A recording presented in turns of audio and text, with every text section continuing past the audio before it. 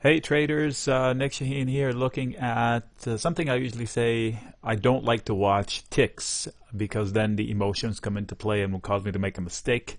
Therefore, I try to because we're human, to rely more on levels than ticks. Not all ticks matter. In fact, most of them don't. Only two matter at any point in time, one at the upper end and one at the lower end of the levels, whatever levels are in play. Today is 2/20, February 20th. Fed minutes day. What a messy day. Okay, this is 1 hour candles, so you can see that the day is all over the place. And if we're looking at, these are today's candles. Iffy morning, really good, and then the minutes came out just now and caused a little dip and then a huge rally, spike, whatever you want to call it, left a big tail end up there. And now they're back towards the lower end of it. They're still deciding. Market's open.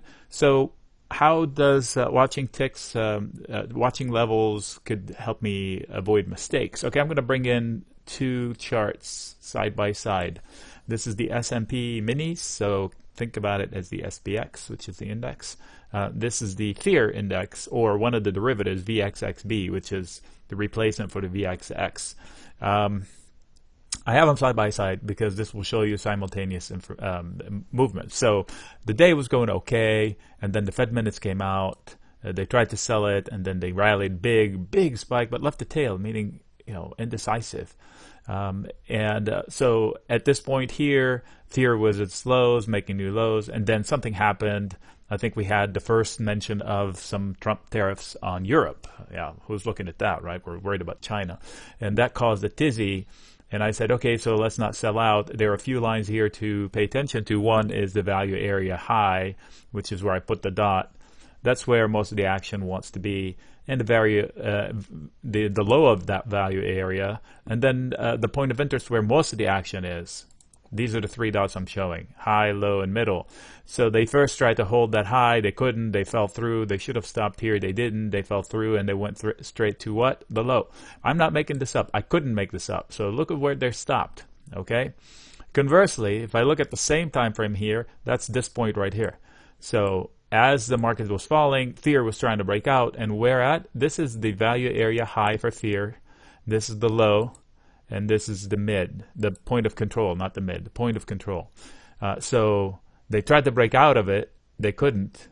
Tried several times with big candles, big relatively speaking to the candles behind it. The fatter it is, the more meaningful it is. So, and then they failed. So when they failed, the markets rebounded. Okay, and then the minutes came out. We had a whole mess, and then we fell right to.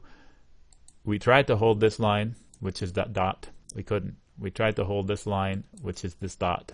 We couldn't. We went straight through to the bottom line, which is the low, that dot. And then again, same time, the VIX tried to rally higher. They didn't even reach the dot like they did on this candle right here. So this could favor the bulls, saying, okay, the effort is waning on the bears. So if I were to make a bet who's going to close stronger, just from this chart right here, not knowing what happened after that, I'd say the bulls, because the bears have had their two shots and they couldn't do it. Double top, one might say, whatever. These are low time frame. This is 5-minute candles. So, but this happens on a bigger time frame. If you put an hour candle, a day, a week, a month, it's all the same spirit. So hopefully you could see this. Again, don't, like these big red candles, you feel like, oh my God, I need to get out.